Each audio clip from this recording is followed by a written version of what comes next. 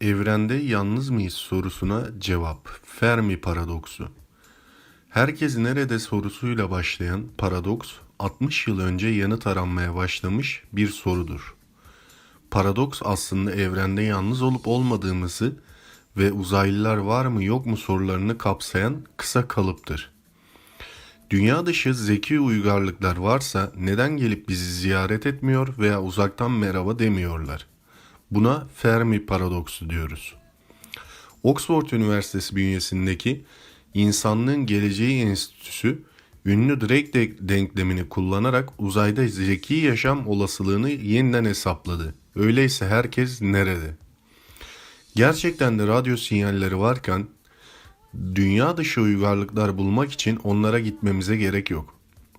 Onların da ışıktan hızlı yolculuğu keşfederek yüzlerce ışık yılı uzaktan gelip bizi ziyaret etmesine gerek yok.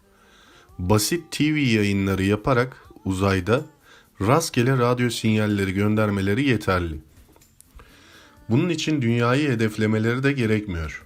Radyo dalgaları uzaya 360 derece yayılıyor ve yoluna çıkan bütün gezegenlere ulaşıyor.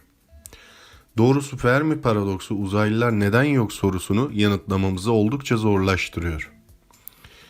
Fizikçi Enrico Fermi 60 yıl önce herkes nerede diye sordu ve bunun net cevabını bulamayınca Fermi paradoksu doğdu. Çünkü uzaylılar varsa onları çoktan bulmuş olmamız gerekiyordu.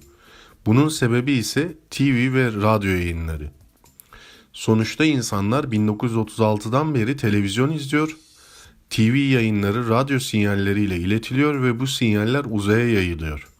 Öyle ki insan uygarlığı TV yayınları başladığından bu yana 82 ışık yılı çapında bir küre içerisinde varlığını duyurdu. Olası uzaylılara hey biz insanız ve dünyada yaşıyoruz dedi. Özel uzay şirketi Mars'ta koloni kurmak isteyen Elon Musk, bilim dünyasının en çok tartıştığı konulardan birisi olan evrende yalnız mıyız tartışmasına dahil oldu. Musk, Fermi paradoksu hakkında açıklamalarda bulundu.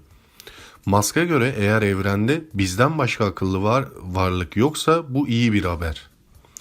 Geçtiğimiz hafta yayınlanan bir araştırma evrende gerçekten de yalnız olabileceğimizi öne sürdü. Bunun üzerine kişisel Twitter hesabından bu araştırmayı paylaşan Musk paylaşımına şu notu ekledi. İşte bu yüzden bilincimizin ışığını kullanarak bir uzaylı uygarlığı haline gelip yaşamımızı diğer gezegenlerde de sürdürmeliyiz. Musk konuyla ilgili yaptığı diğer bir açıklamasında şu ifadelere yer verdi. Şu anda gözlemlenebilir evrende yaşayan tek uygarlık olup olmadığımızın bilinmesi, yaşam alanlarımızı genişletmek için yeni fırsatlar sunuyor. Uzaylılar bizimle neden bağlantı kurmuyor? Pek çok filme konu olan bu olayın neden henüz gerçekleşmediğini araştıran bilim insanları olası diğer senaryoları belirlemişti. Evrende gezegenimize benzeyen 40 milyar gezegen var. Ancak herhangi bir gelişmiş medeniyetin bizimle bağlantı kurması sandığımızdan daha uzun sürebilir. Zira uzaylıların kullandığı dalgaların seyahat mesafesi sandığımızdan daha yavaş olabilir. İşte Oxford Üniversitesi araştırmacıları da topun bu iki kamp arasında, yani uzaylılar var diyenlerle yok diyenler arasında gidip gelmesinden sıkıldılar. Böylece Oxford bünyesindeki İnsanlığın Geleceği Enstitüsü FHI üyeleri ünlü Drake denklemini kullanarak uzayda yaşam olasılığını tekrar hesaplamaya karar verdiler ve herkes nerede sorusunu yeniden sordular. Araştırmacılar derken tam bir rüya ekipten söz ediyoruz.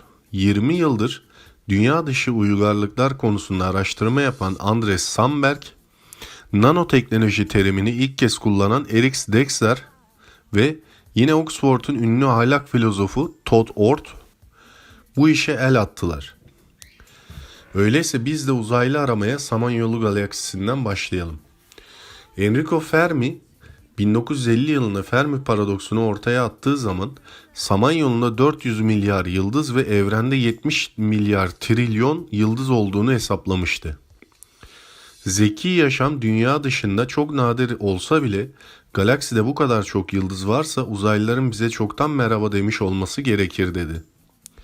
SpaceX'in en büyük hedeflerinden birisi insanlığı çok gezegenli bir yaşam formu haline getirmektir.